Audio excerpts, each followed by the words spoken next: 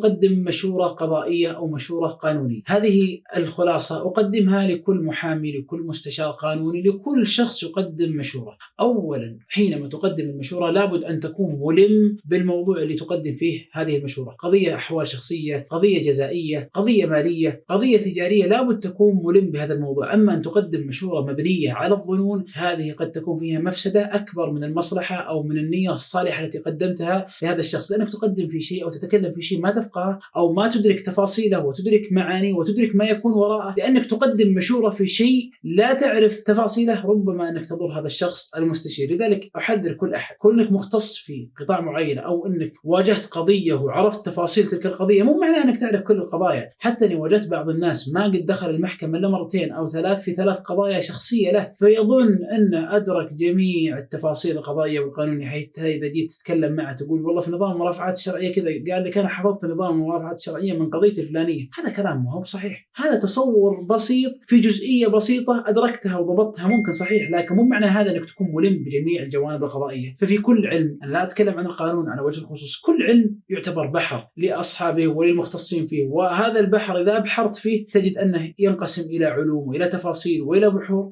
لابد أن تكون مدرك لتلك البحور التي تقدم فيها المشورة. الجانب الثاني وهو من أهم الجوانب، لابد أنك تصغي للشخص المستشير بشكل مفصل حتى تسمع القضية وتسمع التفاصيل وتسمع الموضوع المستشار فيه. إذا تصورت بشكل صحيح تستطيع أن تقدم المشورة بشكل صحيح. لذلك أصدقكم القول، أحيانا تمر علي بعض المشورات إذا كان التركيز في شيء من الضعف، ربما لو قدمت المشورة دون أن أعيد المشورة وأعيد التفاصيل اللي سمعتها من الشخص، ربما أني أخطئ وأهم في السؤال وأهم في الجواب.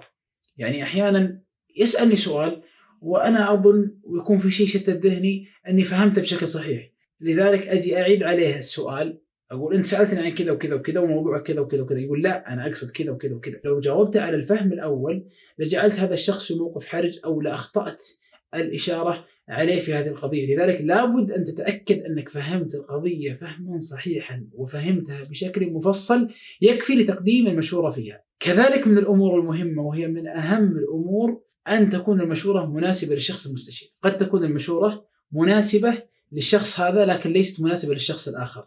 لذلك من الأمور المهمة، المشورة ليست هي عبارة عن نقل مواد قانونية وأفكار ونصوص نظامية لذهن الشخص المستشير، لا، المشورة أنك تعرف هذه النصوص النظامية والأمور الشرعية والجوانب القضائية وتنطلق من تلك الأركان إلى المشورة الصحيحة. وإني أعرف مثلا أن النظام في هذه القضية كذا وكذا وكذا، مو معناه أن أجي أقول لك النظام كذا وكذا وكذا وبس، لا، لابد أعطيك رأي إيش الحل الأفضل. أنا ما جيتك عشان تنقل لي النظام، طيب هذا الاختصاص فيه خطأ، طيب إيش الحل؟ طيب ترى أن القضية خاسرة أو الأدلة ضعيفة، طيب وجهني، نورني، بصرني. بعض المعلومات للأسف لما أنقلها وأرى نفسي أني مشير بالشكل الصحيح، حقيقة أنا كأني ناقل نظام. ممكن بعض الشخص يفتح النظام ويقرأ الاختصاص المكاني، لا شك أن فهمي يختلف كمختص، لكن ما يكفي هذا، لابد أنك تقدم مشورة كاملة تتناسب مع الشخص المستشير ومع حال المستشير ومع حال القضية ككل. إذن هذه من أهم الأمور، أن تفرق بين كل مستشير والآخر.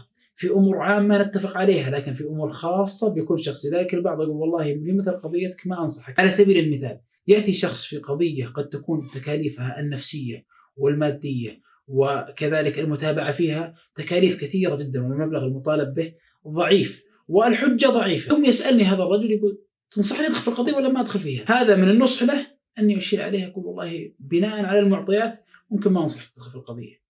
البعض يقول طيب يعني أترك حقي، أقول والله بناء على المعطيات ربما تكون الخسائر أكثر من القضية. والبعض يستشير يقول لك والله أنا نعم الحجة ضعيفة لكن المبلغ المطالب به مبلغ كبير، يعني لو 10% أو 20% الاحتمال وأنا صاحب حق تسوى أني أدخل في القضية، وش رأيك؟ نقول هذا بناء على المعطيات، خصوصا مثلا في نسبة كسب القضية 10% 20% ومبلغ المطالب به 10 مليون، نقول لا والله أدخل في القضية لأن الخسارة خسارة فادحة جدا. هذا مثال وهذا مثال، والأمثلة على ذلك تختلف، وفي كل نوع من أنواع التقاضي فيه أمثلة على هذه الصورة اللي أذكرها. مثلا في قضايا الأحوال الشخصية بعضهم يسأل يقول النفقة سواء رجل أو امرأة، يقول النفقة 1000 ريال، هل أرفع قضية بتكون من صالحي؟ بعضهم يقول والله لو رفعت القضية ممكن تكون من صالحك، لأن التقدير بهذا الشكل في إضرار سواء بهذا الشخص أو بالشخص الآخر. والبعض الآخر يقول لو رفعت القضية ربما لا يكون ذلك من صالحك، لأن الحكم الآن المحكوم به أرى أنه منطقي للطرفين، فرفعك للقضية هذا فيه كلفة وفيه تبعة عليك دون أي فائدة. إذا لابد أن تعرف حال المستشير وتقيم الاستشارة بناء على حال هذا الشخص المستشير، وحين تكون استشارتك في المكان الصحيح. كذلك من الأمور المهمة في الاستشارة أن تبسط الرأي والمشورة والإجراءات المتخذة في ذلك الموضوع سواء كان قضية أو غيرها بشكل يفهمه الشخص المستشير. يعني لذلك لا يصلح أن أنقل الاستشارة من حيز نظامي إلى حيز نظامي آخر، كأني أنقل نظام بطريقة نظامية وبصيغة نظامية وصيغة قانونية وتكلم كأن الشخص معارك ومعاصر للمحاكم أو للإجراءات القانونية والقضايا. طبعا لا شك وأنت تتكلم ستذكر نظام، ستذكر مادة، ستذكر نصوص نظامية، لكن كل ما بسطت العبارة وسهلتها للشخص المتلقي كل ما كانت المشورة أنفع وأصلح للشخص المستشير. حتى أحيانا يمر بي من اللطيف أن بعض الأشخاص وأنا أتكلم أحيانا أنطلق في المشورة فأظن أنه يفهم، وهذا الرأي وهذا التنبيه أذكر من واقع تجاربنا في الاستشارات. أحيانا أنطلق في الشرح وأنطلق في العرض